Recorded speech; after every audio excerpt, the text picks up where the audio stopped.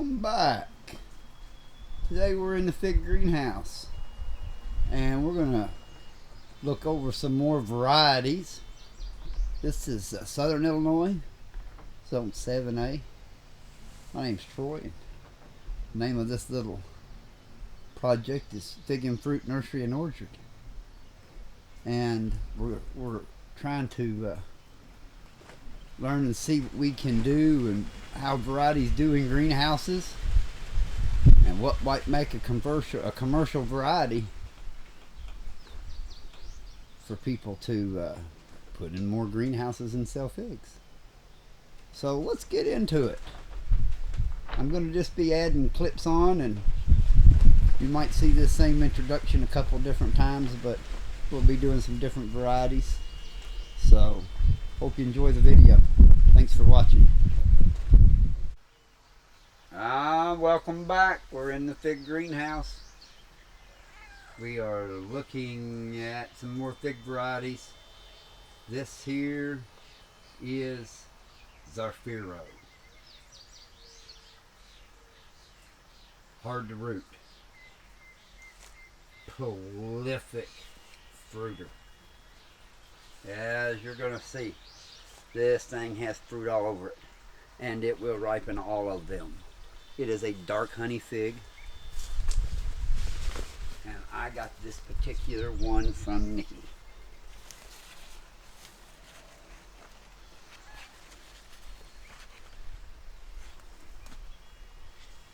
It grows really well. It doesn't seem to put off a lot of suckers where you got to do a lot of thinning. The branches are all decently spaced on its own, and they all are either have fruit or double bumps on them, so it'll have a decently long season of about 4 weeks to pick. It is a little bit water sensitive. You really don't want to water it when it starts ripening, because it will want to split at the eye just a little bit. But if you treat it like it's LSU Hoyer or Ollier, however you prefer to say that, then you'll be just fine. It's no problem, and it'll ripen up just beautiful on the tree. It just, during ripening season, it likes dry weather. That's all there is to it. So I guess that's really not a bad thing. You just don't have to water when it's ripening. And I do not water nothing but my always during ripening season anyway. So that's all the water they get, what they can reach out here and get. So it keeps them dry, and I have good flavorful figs. But yeah, this is Zaffiro. And I'd say we're going to do some weights on it this year and see. It may be, I've got 3 or 4, maybe even many as 5 different honey figs for commercial use that I'm trying to compare this to. I'm going to say that I definitely like this one better than Yellow Longneck. Yellow Longneck does weigh out good. It has good flavor, but I just think this is a better flavor profile for a honey fig. And it does. It usually ripens really well, and sometimes when it starts getting cooler, the Yellow Longneck don't ripen as well as this does. So, there's some tit for tat. It just kind of depends what you like. But if you're looking for a good dark honey fig, this is surely one that can check a lot of boxes, especially for the production that this thing has. Because I mean, you can see pretty much everywhere you look on here, it's either figs or double bumps. Figs, double bumps, double bumps, double bumps. So good 30, and I'd say those other figs they're a couple weeks out. And it even has got some coupling right here. See, got 2 figs on one node. That's not uncommon for Zaffiro.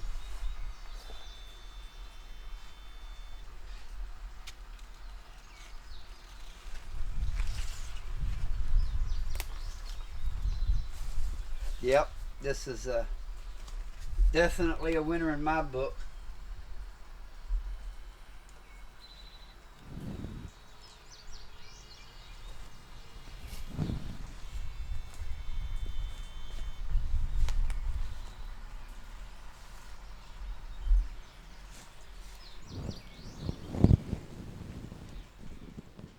Now we are back, and we're looking at another variety.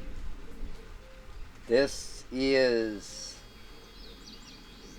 Col De Dame Bordissotenca. Seems to be a little on the earlier side than the rest of the Col De Dames, because none of my other Col De Dames are this progressed along with this many figs this year. Blanca Negra generally is, but it just isn't this year for some reason. It's dragging back. Bordissotenca's shining, and it's even. Here's something interesting. It's got doubles.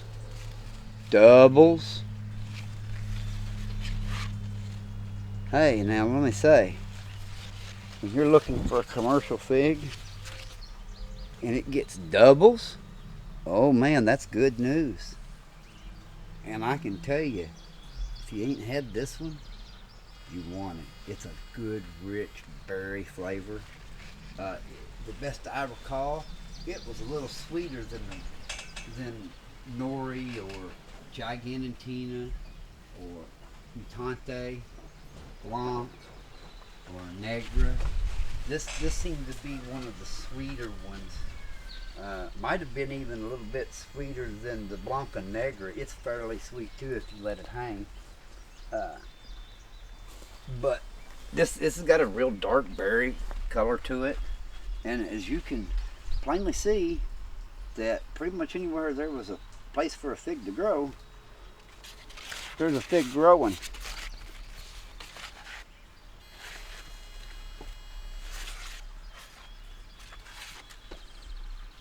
Now, and you can see where it was pruned to last year and where it's grown from this year.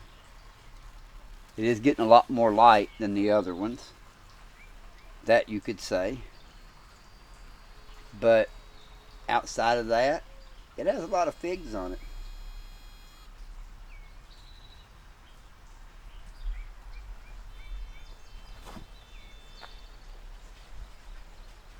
So it'll be interesting to see how it does when we chop it back this next winter, and how well it grows, and we let these other branches kind of take over.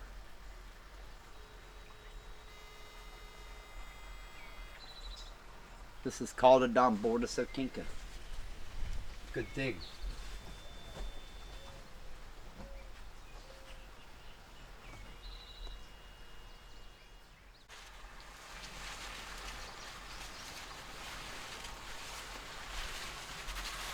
Man, got some bad news. This here is Yolo Bypass, and I don't see any figs anywhere. I couldn't even say for sure it's got double bumps on it. Now, it does have one Braba fig on it, but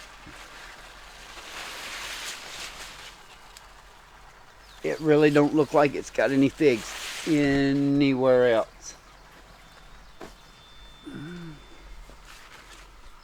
I can't find a place that I can even make an argument that there's a fig coming on there. Oh, wait a minute. Oh, wait a minute. Finally, I found a couple places over here. About 3 places. And it's clearly got some double bumps started. But look how big this tree is. It's huge. Does it need to be thinned out, I wondered? We're going to have to try that next year and see if that makes a lick of difference. We'll make notes this year on all these trees Now that we've had a year to let them get some foundational growth and get some growing in, next year we'll just have to do some pruning and see what we can do maybe to help some of these trees fig if they don't want to fig. Okay, so got a few double bumps up high here. We're getting lots of sunlight to them. So this tree definitely will probably benefit from a pruning.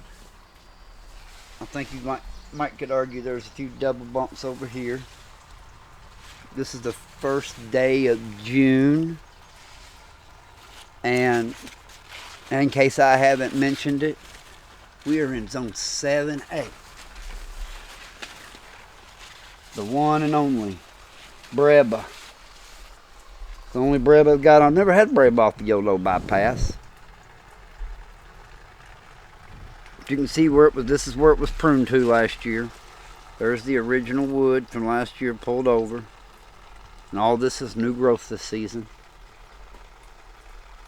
Uncovered them March 1st.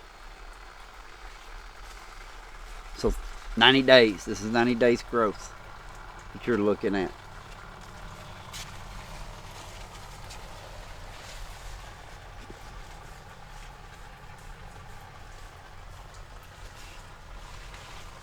So that's what we see with Yolo Bypass. Some of these little more cantankerous ones that doesn't like the fruit, I'd say you might benefit from doing some thinning, and next year we will definitely do some thinning on them. But I'd first like to know which ones I feel like need thinning, because when you go look at Super Red Hybrid, it don't need no thinning. It's got figs everywhere. You completely got figs everywhere, and so does Smith, so does Sapporo Black, so does any Mount Etna, it seems like. So as we get along, we'll keep looking at some of these varieties and see what we need to do to them and try to learn as we go here.